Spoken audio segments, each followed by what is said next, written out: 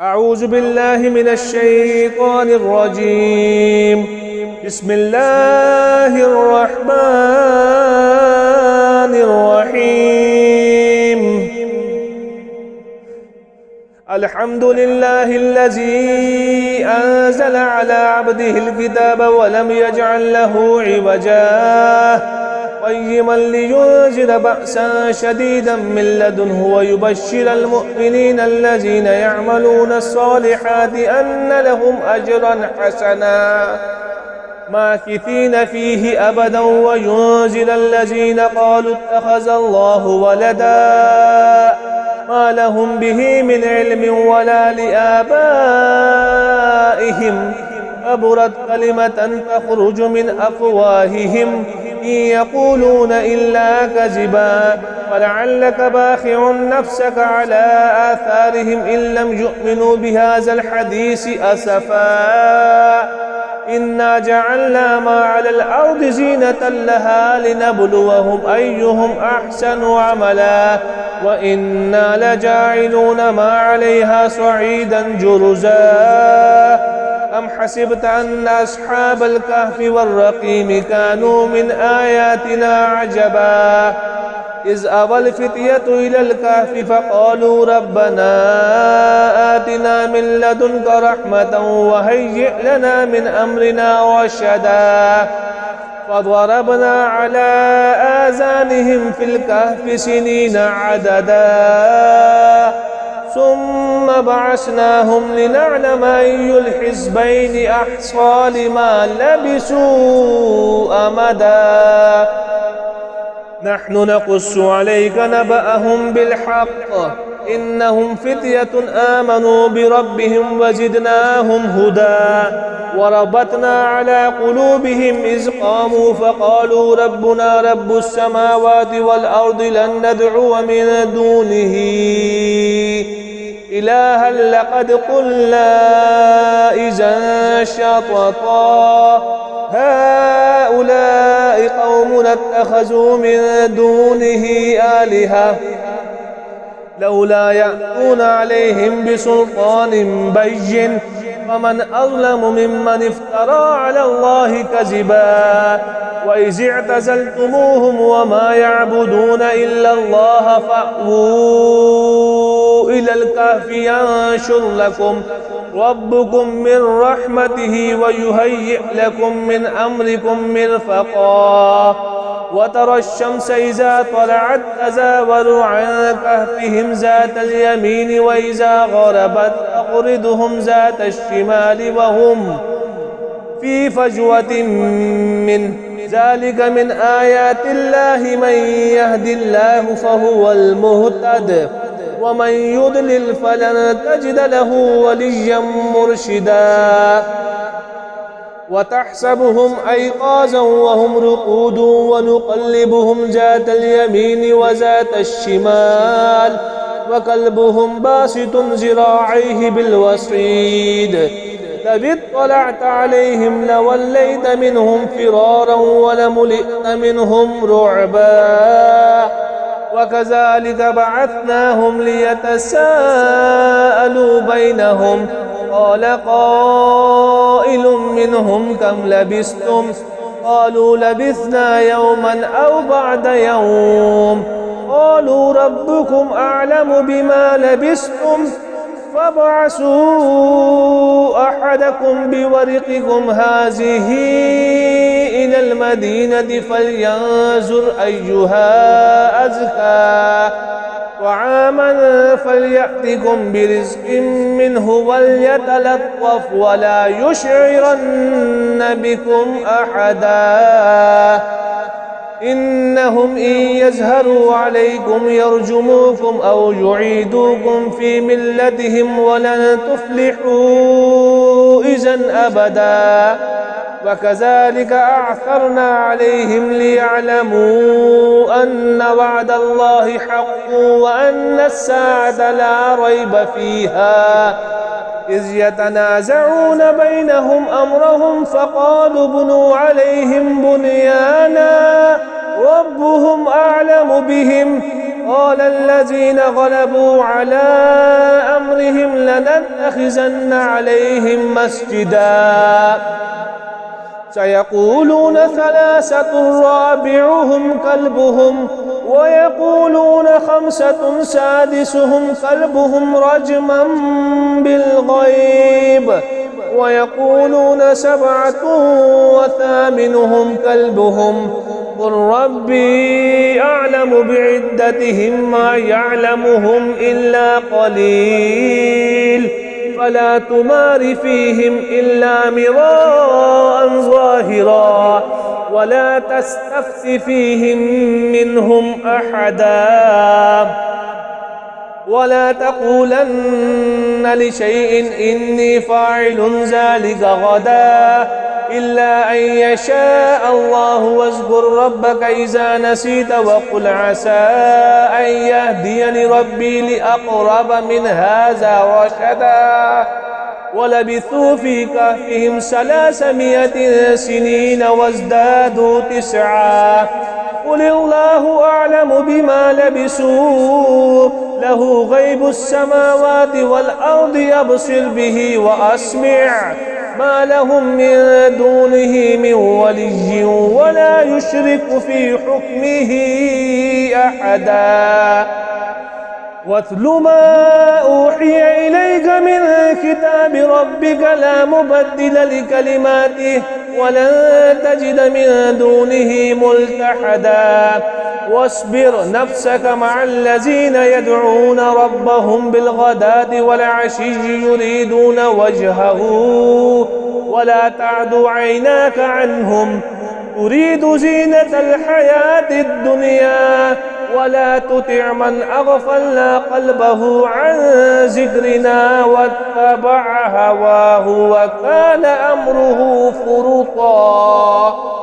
وقل الحق من ربكم فمن شاء فليؤمن ومن شاء فليكفر إنا أعتدنا للظالمين نارا أحاط بهم سرادقها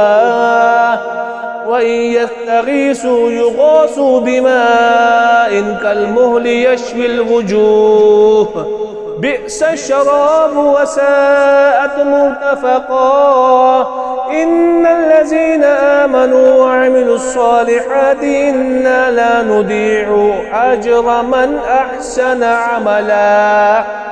أولئك لهم جنات عدن تجري من تحتهم الأنهار يحلون فيها من أسابل من ذهب ويلبسون ثيابا خضرا من سندس واستبرق متكئين فيها على الأرائك نعم الثواب وحسنت مرتفقا واضرب لهم مثلا الرجلين جعلنا لأحدهما جنتين من أعناب وحففناهما بنخل وجعلنا بينهما زرعا كلتا الجنتين آتت أكلها ولم تظلم منه شيئا وفجرنا خلالهما نهرا وكان له ثمر فقال لصاحبه وهو يحاوره أنا أكثر منك مالا وأعز نفرا ودخل جنته وهو ظالم لنفسه قال ما أظن أن تبيد هذه أبدا وما أظن الساعة قائمة ولئن رددت إلى ربي لأجدن خيرا منها منقلبا قال له صاحبه وهو يحاوره أكفرت بالذي خلقك من تراب ثم من نطفة ثم سواك رجلا لكن هو الله ربي ولا أشرك بربي أحدا ولولا إذ دخلت جنتك قلت ما شاء الله لا قوة إلا بالله إن ترني أنا أقل منك مالا وولدا وعسى ربي أن يؤتيني خيرا من جنتك ويرسل عليها حسبانا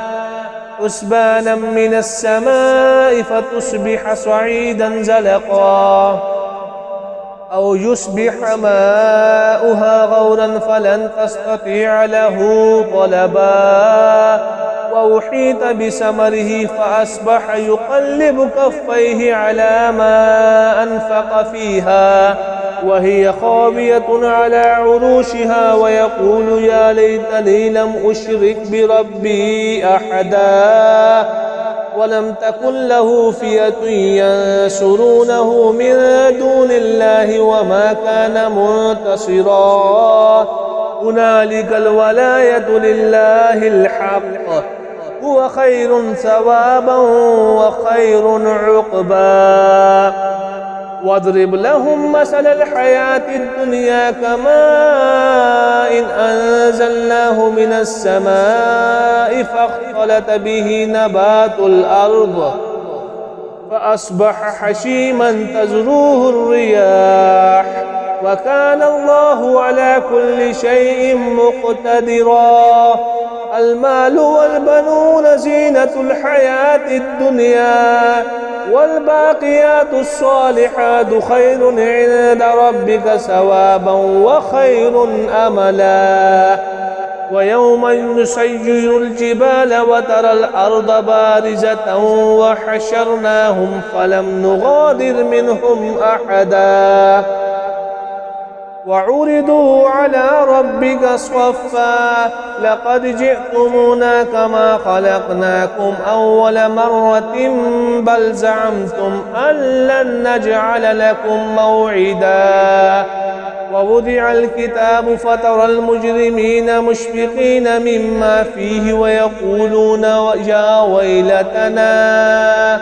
ويقولون يا ويلتنا ما لهذا الكتاب لا يغادر صغيرة ولا كبيرة إلا أحصاها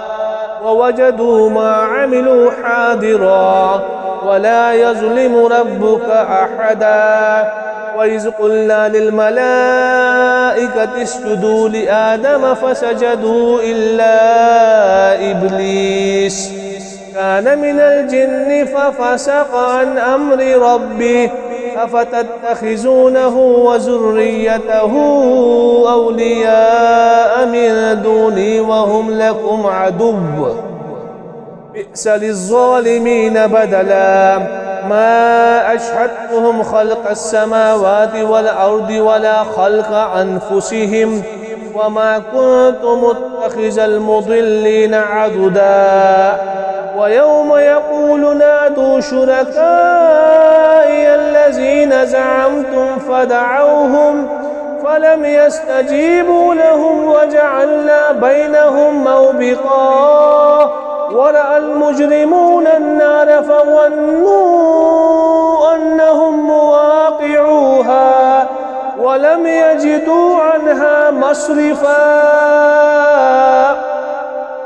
ولقد صرفنا في هذا القرآن للناس من كل مثل وكان الإنسان أكثر شيء جدلا وما منع الناس أن يؤمنوا إذ جاءهم الهدى ويستغفروا ربهم إلا أن تأتيهم سنة الأولين أو يأتيهم العذاب قبلا وما نرسل المرسلين إلا مبشرين ومنذرين ويجادل الذين كفروا بالباطل ليدحزوا به الحق واتخذوا آياتي وما أنذروا هزوا ومن أظلم ممن ذكر بآيات ربه فأعرض عنها ونسي ما قدمت يداه إنا جعلنا على قلوبهم أكنة أن يفقهوه وفي آذانهم وقرا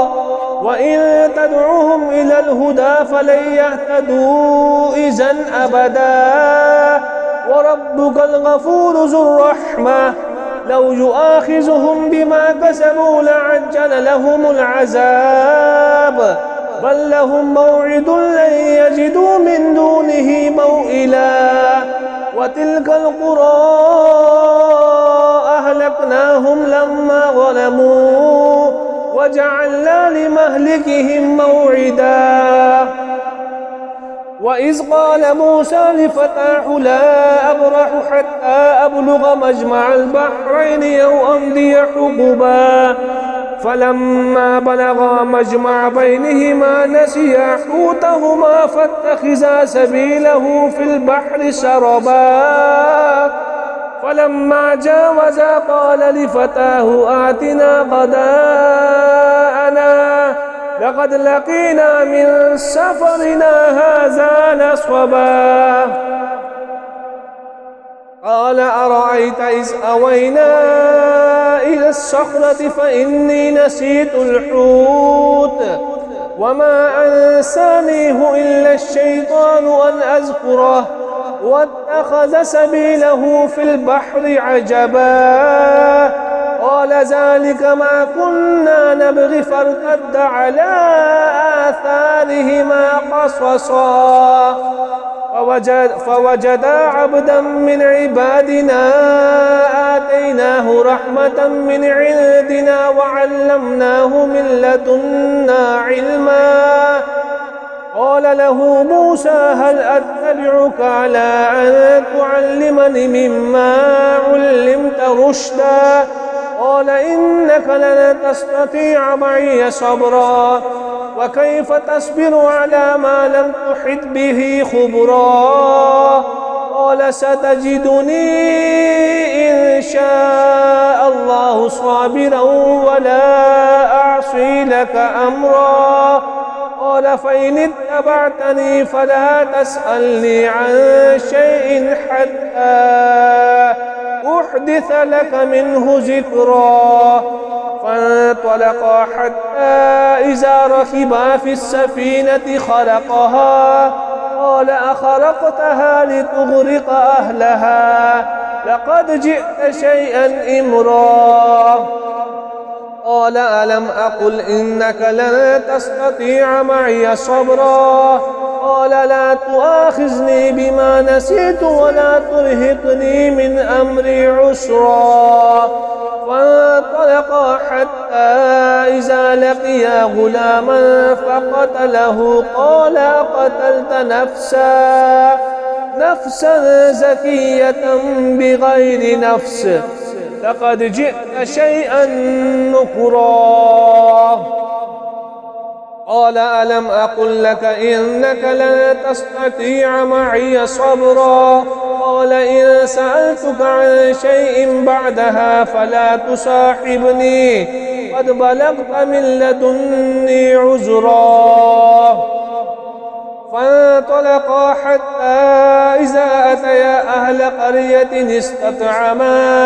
أهلها فأبوا أن يضيفوهما فوجدا فيها جدارا يريد أن ينقض فأقامه قال لو شئت لاتخذت عليه أجرا قال هذا فراق بيني وبينك سأنبئك بتأويل ما لم تستطع عليه صبرا أما السفينة فكانت لمساكين يعملون في البحر فأردت أن أعيبها وكان وراءهم ملك يأخذ كل سفينة خصبا وأما الغلام فكان أبواه مؤمنين فخشينا أن يرهقهما طغيانا وكفرا فأردنا أن يبدلهما ربهما خيرا منه زكاة وأقرب رحما وأما الجدار فكان لغلامين يتيمين في المدينة وكان تحته كنز لهما وكان أبوهما صالحا فأراد ربك أن يبلغا أشدهما ويستخرجا كنزهما رحمة من ربك وما فعلته عن أمري ذلك تأويل ما لم تستطع عليه صبرا ويسألونك عن ذي القرنين قل سأتلو عليكم منه ذكرا إنا مكنا له في الأرض وآتيناه من كل شيء سببا فأتبع سببا حتى إذا بلغ مغرب الشمس وجدها تغرب في عين حمئة ووجد عندها قوما قلنا يا ذا القرنين إما أن تعذب وإما أن تتخذ فيهم حسنا قال أما من ظلم فسوف نعذبه ثم يرد إلى ربه فيعذبه عذابا نكرا وأما من آمن وعمل صالحا فله جزاء الحسنى وسنقول له من أمرنا يسرا ثم أتبع سببا حتى إذا بلغ مطلع الشمس وجدها تطلع على قوم لم نجعل لهم من دونها سترا